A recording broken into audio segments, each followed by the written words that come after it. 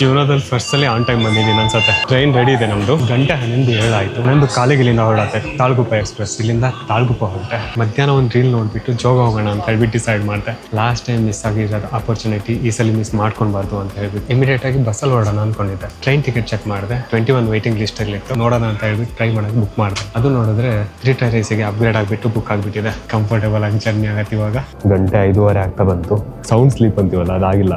ತಣ್ಣಗಿರುತ್ತಲ್ಲ, infection ತರ ಆಯ್ತು. ಜೊತೆಗೆ ಮಧ್ಯೆ ಎಚ್ಚರ ಆಗ್ತಾ ಇತ್ತು.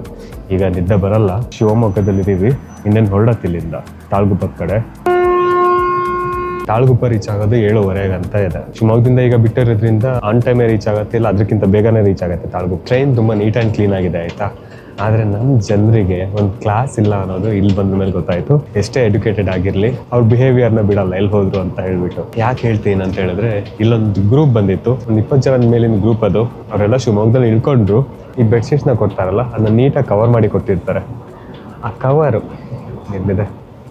ಕವರ್ ನಾನು ಆ್ಯಕ್ಚುಲಿ ನನ್ನ ಬ್ಯಾಗ್ ಸಂದಿಗೆ ಸಿಕ್ಸ್ಕೊಂಡಿದ್ದೆ. ಈ ಕವರ್ನ ಮುದ್ದೆ ಮಾಡಿಬಿಟ್ಟು ಅಲ್ಲಿ ಡಸ್ಟ್ಬಿನ್ ಇದೆ ಅಷ್ಟೇ ಹಾಕಿರೋದು. ಆದರೆ ಊರು ತುಂಬ ಇದೆ. ಇಲ್ಲಿ ಅಲ್ಲಿ ಎಲ್ಲ ಕಡೆ ಎಸ್ಬಿಟ್ಟು ಹೋಗಿದ್ದಾರೆ. ಇವ್ರು ಯಾರು ಗೊತ್ತಾ? ಒಂದೇ ಭಾರತ್ ಮತ್ತೊಂದು ಇನ್ನೊಂದು ಕಡೆ ಜನ ನೀಟಾಗಿಟ್ಟಿಲ್ಲ ಅಂತ ಹೇಳಿ ರೀಲ್ಸ್ಗಳು ಬರುತ್ತಲ್ಲ, ಅವಾಗ ಕಮೆಂಟ್ ಮಾಡೋ ಜನಗಳು ಇವರೇ. ಒಂದು ಚಿಕ್ಕ ರೆಸ್ಪಾನ್ಸಿಬಿಲಿಟಿ ಅಂತ ತಗೊಳ್ಳೋಣ. ಯಾರೋ ಬಂದು ಕ್ಲೀನ್ ಮಾಡಬೇಕನ್ನೋ ಅವಶ್ಯಕತೆ ಇರಲ್ಲ. ಇದು ಅರ್ಸಾಳು ಮಾಲ್ಗುಡಿ ಮ್ಯೂಸಿಯಂ ಇದೆ ಇಲ್ಲಿ. ಚೂರು ಕಾಣುತ್ತೇನೋ ಗೊತ್ತಿಲ್ಲ. ನೀವು ಜೋಗ ಹೋಗ್ತಾ ಇದ್ರೆ ಅರ್ಸಾಳು ಬಂದುಬಿಟ್ಟು ಹೋಗಿ ಆಯ್ತಾ, ಚೆನ್ನಾಗಿದೆ. ಈಗ ಎಲ್ಲಿದ್ದೀನಿ ನೋಡಿ, ಈ ಜಾಗ ತುಂಬಾನೇ ಸ್ಪೆಷಲ್ಲು. ಯಾಕಂತ ಹೇಳಿದ್ರೆ ಇಲ್ಲಿ ನಮ್ಮ ಅಜ್ಜನ ಜೊತೆ ಓಡಾಡಿದ ನೆನಪಿದೆ ನಂಗೆ. ಇವಾಗಿರೋದು ಅನಂತಪುರದಲ್ಲಿ. ಇಲ್ಲಿಂದ ಸ್ವಲ್ಪ ಮುಂದೆ ಹೋದ್ರೆ ರೈಲ್ವೆ ಗೇಟ್ ಇದೆ. ಅಲ್ಲಿಂದ ಒಂದು 200 ಮೀಟರ್ ನಮ್ಮ ಅಜ್ಜಿ ಮನೆ ಇರೋದು. ಇದೇ ರೀತಿ ಒಂದ್ಸಲಿ ಫುಲ್ಲು ಮೋಡ ಮಳೆ ಶುರು ಆಗಿತ್ತು. ಅಜ್ಜನ ಜೊತೆ ಬರ್ತಾ ಇದ್ದೆ, ಜೋರಾಗಿ ಸಿಡ್ಲು ಹೊಡಿತಾ ಇತ್ತು ಆಯ್ತಾ. ನಮ್ಮ ಅಜ್ಜ ಒಂದೇ ಸ್ಪೀಡಲ್ಲಿ ನಡೆಯೋದು, ಓಡೋದು ಗಿಡದಂತ ಏನೂ ಇಲ್ಲ, ಅದೇ ಸ್ಪೀಡಲ್ಲಿ ಹೋಗ್ತಾ ಇದ್ರು. ನಾನು ತುಂಬಾ ಚಿಕ್ಕಕ್ಕಿದ್ದೆ. ಅವ್ರ ಕೈ ಹಿಡ್ಕೊಂಡು ಇದೇ ರೈಲ್ವೆ ಹಳಿ ಸೈಡಲ್ಲಿ ಹೋಗಿದ್ದು ನೆನಪಿದೆ. ಇಲ್ಲಿಂದ ಆ ಕಡೆ ಹೋಗಿ ಅಲ್ಲಿ ಹೋಗಿ ಕಟ್ಕೆ ಒಟ್ಟು ಹಾಕ್ತಾ ಇದ್ವಿ. ತುಂಬಾನೇ ಅಜ್ಜನ್ ನೆನ್ಪು ಬರ್ತಾ ಇದೆ. ಇಲ್ಲೇ ಬಂತು ರೈಲ್ವೆ ಗೇಟು. ಅಲ್ಲಿ ನಮ್ಮ ಅಜ್ಜಿ ಮನೆ. ಇಲ್ಲೆಲ್ಲ ಗೇರ್ ಹಣ್ಣಿನ ಗಿಡ ಇತ್ತು. ಅಲ್ಲಿ ಬಂದ್ಬಿಟ್ಟು ಯಾವಾಗಲೂ ಆ ಮರದ ಮೇಲೆ ಹತ್ಕೊಂಡು ಕೂರ್ತಿದ್ದೆ. ಇಲ್ಲಿ ಮೀನು ಹಿಡ್ದಿದ್ದೀನಿ. ನಮ್ಮ ಅಜ್ಜಿ ಮನೆ ಪಕ್ಕದಿಂದ ಬಂದೆ ಈ ಕೆರೆಗೆ ಬರ್ಬೋದು. ಫುಲ್ಲು ನೀರು ತುಂಬಿದೆ ಇಲ್ಲಿ ಈಗ. ಮತ್ತೆ ಇಲ್ಲೊಂದು ಚಿಕ್ಕ ಸೇತುವೆ ಬರುತ್ತೆ. ಎಲ್ಲಾಯ್ತದು ಫುಲ್ ಮಣ್ಣು ಹಾಕಿದಾರೆ ಅನ್ಸತ್ತೆ. ನಮ್ಗೆ ಗೊತ್ತಿಲ್ಲದೆ ಬಂದ್ಬಿಟ್ಟು ಕೂತು ಅಲ್ಲಿಂದ ಕಲ್ಲು ತೆಗೆದು ನೀರಿಗೆ ಎಸಿತಾ ಇದ್ವಿ. ಅವಾಗ ಇಲ್ಲೊಬ್ರು ಯಾರೋ ಸ್ಟೇಷನ್ ಇಂದಾನೆ ಬಂದ್ಬಿಟ್ಟು ನಮ್ಗೆ 2 ಬಿಟ್ಟು ಕಳ್ಸಿದ್ರು. ನಮ್ಮ ಅನಂತಪುರದ ರೈಲ್ವೆ ಸ್ಟೇಷನ್ ಇದು. ತುಂಬಾ ಚೇಂಜಸ್ ಆಗಿದೆ, ತುಂಬಾ ವರ್ಷ ಆಯ್ತಲ್ಲ. ಆದ್ರೆ ಇಲ್ಲಿ ಬಂದಾಗ ಖುಷಿ ಅನ್ಸುತ್ತೆ. ಹಳೆ ನೆನಪುಗಳೆಲ್ಲ ಬರುತ್ತೆ ಇಲ್ಲಿ ಓಡಾಡಿದ್ದು. ಇಲ್ಲಿ ನೋಡಿ, ಇಲ್ಲಿ ಸಾಗರ ರೋಡ್. ಇವಾಗ ಸಾಗರದಲ್ಲಿದ್ದೀವಿ. 6:50 ಆಯ್ತು. ಬೇಗನೆ ರೀಚ್ ಆಗ್ತೀವಿ ಅನ್ಸುತ್ತೆ. ಇಲ್ಲಿಂದ ನೆಕ್ಸ್ಟ್ ತಾಳ್ಗುಪ್ಪನೆ. ಅದು ಜೋಗದ ರೋಡು. ಜೋಗ ಹೊನ್ನಾವರ ರೋಡ್.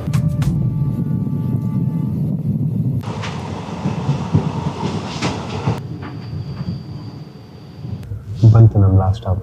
ಕುಕ್ಕೆ ಸುಬ್ರಹ್ಮಣ್ಯ ಬಿಟ್ಟರೆ ಇದು 2ನೇ ಸಲ ಅನ್ಕೊಂಡಿದ್ದೀನಿ. ಟ್ರೈನ್ ಜರ್ನಿಯಲ್ಲಿ ಬಂದ್ಬಿಟ್ಟು ಎಕ್ಸ್ಪ್ಲೋರ್ ಮಾಡ್ತಾ ಇರೋದು. ಟ್ರೈನಲ್ಲಿ ಬರೋಕ್ಕೆ ಮೇನ್ ಕಾರಣ ಏನೇ ಅಂತ ಹೇಳಿದ್ರೆ, ಇಲ್ಲಿಂದ ಹೋದ್ರೂ ಕೂಡ ಮತ್ತೆ ಬೈಕ್ ರೈಡ್ ಇದೆ. ಇಲ್ಲಿಗೆ ಬೈಕಲ್ಲಿ ಬಂದಿರೋ ತುಂಬ ಹೆಕ್ಟಿಕ್ ಆಗೋದು.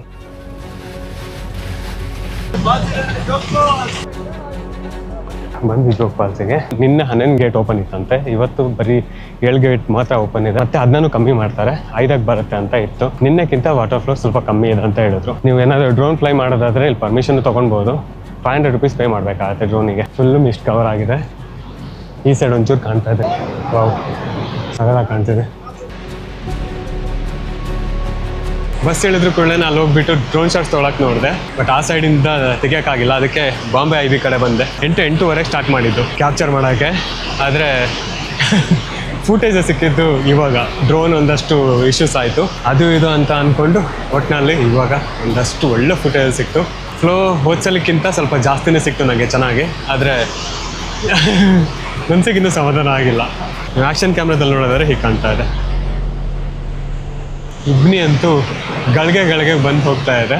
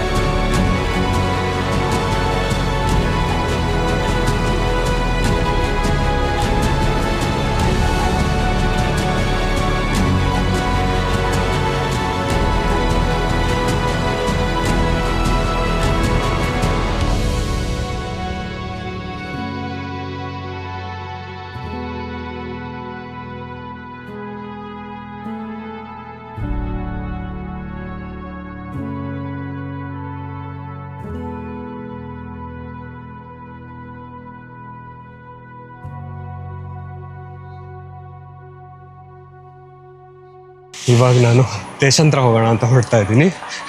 ಜೋಗಕ್ಕೆ ಬರೋ ತನಕ ಮನ್ಸು ಕರೆಕ್ಟ್ ಆಗಿತ್ತಾಯ್ತಾ.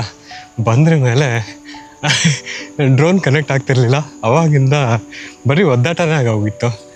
ಕರೆಕ್ಟಾಗಿ ಬ್ಲಾಕ್ ಮಾಡೋಕ್ಕಾಗಿಲ್ಲ. ಇಲ್ಲಿಂದ ವ್ಯೂ ಚೆನ್ನಾಗಿದೆ. ಮಳೆ ಸ್ಟಾರ್ಟ್ ಆಯಿತು ಮತ್ತೆ. ಇಲ್ಲಿ ಬಿಟ್ಟು ಮಳೆ ಬರುತ್ತೆ.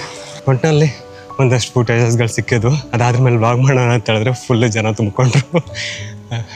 ಅದಕ್ಕೆ ಅಲ್ಲಿಂದ ಹೊರಟು ನಡ್ಕೊಂಡು ಈ ಬ್ರಿಡ್ಜ್ ಹತ್ರ ಬರ್ಬೇಕನ್ಸಿತ್ತು. ಅದಕ್ಕೆ ಬ್ರಿಡ್ಜ್ ಹತ್ರ ಬಂದೆ.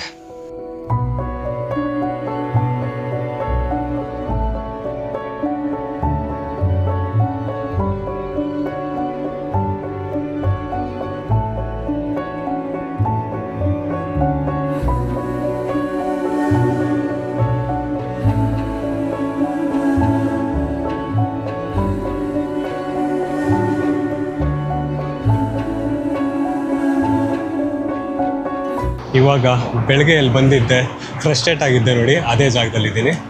ಮೇನ್ ವ್ಯೂ ಪಾಯಿಂಟಲ್ಲಿ ಜೋಗ್ ಫಾಲ್ಸ್ ಮಾತ್ರ ತುಂಬ ಚೆನ್ನಾಗಿ ಕಾಣ್ತಾ ಇದೆ. ಇಲ್ಲಿ ನೋಡಿ, ಈಗ ಇಬ್ನಿ ಸರಿಯತ್ತೆ, ಎಷ್ಟು ಚೆನ್ನಾಗಿ ಕಾಣ್ತಿದೆ ನೋಡಿ. ಇವಾಗ 1 ಗಂಟೆ 5 ಆಗಿದೆ. ಈ ದಿನ ಸ್ವಲ್ಪ ಫ್ರಸ್ಟ್ರೇಷನಲ್ಲಿ ಇದ್ರೂ ಚೆನ್ನಾಗೇ ಹೋಯ್ತು. ತೊಂದರೆ ಇಲ್ಲ. ಇಲ್ಲಿ ಎಷ್ಟೊತ್ತು ನಿಂತ್ರೂ ಬೇಜಾರಾಗಲ್ಲ ಆಯಿತಾ. ಬೇಜಾರು ಮಾಡಿಸಲ್ಲ, ಎಂಗೇಜಿಂಗ್ ಆಗಿರುತ್ತೆ ನೇಚರೇ ನಿಮ್ಮನ್ನ. ಒಂದ್ಸಲಿ ಇಬ್ನಿ ಕವಿಯತ್ತೆ, ಒಂದ್ಸಲಿ ಇಬ್ನಿ ದೂರ ಆಗತ್ತೆ. ಇಲ್ಲಿಂದ ಒಂದಷ್ಟು ಡ್ರೋನ್ ಫುಟೇಜಸ್ ಇದೆ, ಫಸ್ಟ್ ಚೆಕ್ ಮಾಡ್ಕೊಳ್ಳಿ.